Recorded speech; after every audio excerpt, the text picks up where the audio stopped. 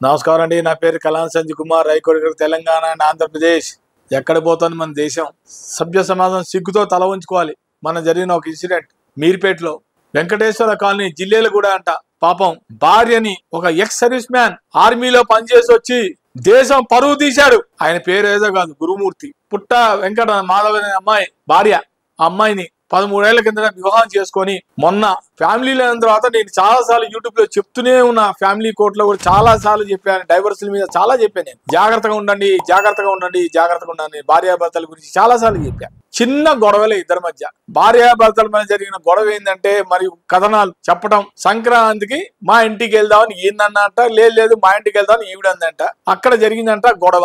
ఇది story created. నిజమేంతో మనకు తెలియదు. భార్యాభర్తల మధ్య వాళ్ళకే తెలియాలి ఈ గొడవ. బయట వచ్చిన పుకారు మీడియాలో వచ్చి ఇవన్నీ మీడియాకు చెప్పడం అన్నీ జరిగాయి. కానీ అసలు భార్యని గొడవలైనా కూడా చంపవలసిన అవసరం ఏమిటి? కానీ ఆయన చెప్పింది ఏంటంటే మిస్సింగ్ కేసు కింద తన అత్తమ్మకి కాల్ చేసి ఫోన్ చేసి చెప్పాడు, అత్తమ్మ మీ అమ్మాయి కనపట్లేదు అని. ఎందుకో అత్తమ్మకి కొంచెం డౌట్ వచ్చింది. డౌట్ వచ్చి కొంచెం వాళ్ళు మొత్తం ట్రేస్ చేసి ఉంటారు. ఎక్కడ కనపడబోయేసరికి అనుమానం వచ్చినట్టుంది. పోలీస్ స్టేషన్ కంప్లైంట్ ఇచ్చింది. మీర్పేట పోలీస్ స్టేషన్ కంప్లైంట్ ఇవ్వడం జరిగింది. మీర్పేట పోలీస్ స్టేషన్ లో మన ఎస్ఐ గారు కూడా మీడియాతో మాట్లాడుతూ ఇంకా మేము ట్రేస్ చేస్తూనే ఉన్నాము, ఇంకా ఇన్వెస్టిగేషన్స్ గోయింగ్ ఆన్. వాళ్ళు ఫోరెన్సిక్ ల్యాబ్ వాళ్ళు వచ్చారు.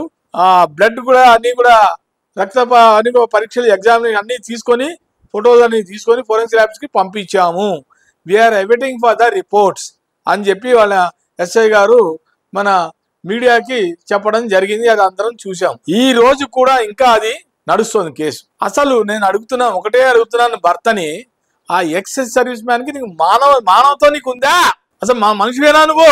ఎవరైనా భార్యాభర్తల మధ్య గొడవలు అయితే పొరపచ్చాలు వస్తే ఏదన్నా కూర్చొని మాట్లాడుకోవాలి, లేదు అంటే కామ్గా ఉండాలి. పొద్దున 10:30 నుంచి సాయంత్రం 6 లోపల ఆయన చేసిన వ్యవహారం ఏంటంటే ఆ అమ్మాయిని చంపేసి మరి ముక్కలుగా చాప్స్ అంటారు దాన్ని, చాప్స్ పీసెస్ గా చేసేసి దాన్ని మళ్ళీ గ్యాస్ స్టవ్ మీద, కమర్షియల్ గ్యాస్ స్టవ్ మీద దాన్ని కాల్చి బూడిద చేసి అంతా చేసి మరి సంచిలో పడేసి తారుమారు చేశాడు ఎవిడెన్స్ ని. ఎవరికి అనుమానం రాకుండా. అంత ఈజీ కాదు ఎవిడెన్స్ అంత అనుకుంటున్నాడు, తెలివి అతనికి ఉందనుకుంటున్నాడు. పోలీస్ వాళ్ళు ట్రేస్ చేశారంటే ఎక్కడిదైనా ఏ క్లూ అయినా పట్టేస్తుంది పోలీస్. డాగ్ స్క్వాడ్స్ ఉండవా? పట్టరా? వాళ్ళకుండే ఎక్విప్మెంట్స్ వాళ్ళకుండే, ఇవి వాళ్ళకుంటాయి కదా, వాళ్ళ టీం వాళ్ళకు ఉంటారు కదా. ఎవడు ఏ రకంగా మర్డర్ చేసినా పోలీస్ వాళ్ళు దిట్ట పట్టేస్తారు. మొన్ననే నేను ఇది కూడా చెప్పాను, సైఫ్ ఖాన్ కూడా చెప్పాను. నేను బాంబేలో స్టాప్ జరిగింది, దొరికిపోయాడు కదా తను. 2 రోజులు 3 రోజులు దాన్ని ఉత్కంఠ అయింది. దొరికాడా లేదా? ఎవడైనా అంతే, నేరం చేసిన వాళ్ళు ఎంతోగానో తప్పించుకోలేరు. తెలివి అనుకుంటున్నాడు, ఎవిడెన్స్ ఏం లేదు నా దగ్గర. పోలీసు కూడా ఎటువంటి ఎవిడెన్స్ దొరకదు, ఏదో పౌడర్ చేసేసి నీళ్ళలో పారేస్తే ఇంకా ఎవిడెన్స్ ఎలా దొరుకుతుంది అని అతను అనుకున్నాడు. భ్రమ, అదంతా కేవలం భ్రమ. కానీ పోలీసు వాళ్ళు తలుచుకుంటే ఏదైనా ట్రేస్ చేస్తారు. ఏదైనా ఒక్క పోలీసు వాళ్ళకి ఒక్క క్లూ చాలు. చేతి మరకలు ఏదైనా అతని ఫింగర్ టిప్స్ మీద ఏదైనా దొరికినా, ఒక్క ఎవిడెన్స్ దొరికినా బుక్ అయిపోయినట్టే. సో మొత్తానికి అయితే ప్రస్తుతానికి ఇన్వెస్టిగేషన్ జరుగుతోంది.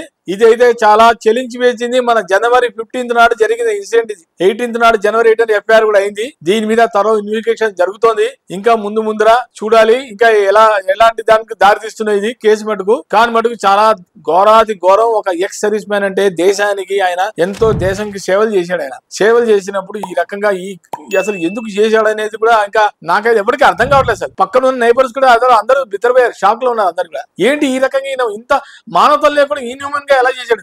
అసలు మనిషికి హ్యూమానిటీ లేనట్టు. ఆర్మీలో చేసే వాళ్ళకి ఎంతో హ్యూమానిటీగా ఉంటారు. దేశం కోసం వాళ్ళు ఎంతో సేవలు చేసేవాడు, దేశాన్ని రక్షించేవాడు. ఈ రకంగా ఎక్స్ మీద చేస్తారా? ఒక ఆర్మీ మీద ఈ రకంగా చేయడం అందరికన్నా సమాజంతో సిగ్గుతో తల వంచుకుంటోంది. నేనైనా చాలా చలించిపోయాను, చాలా బాధపడుతున్నాను. నమస్కారం.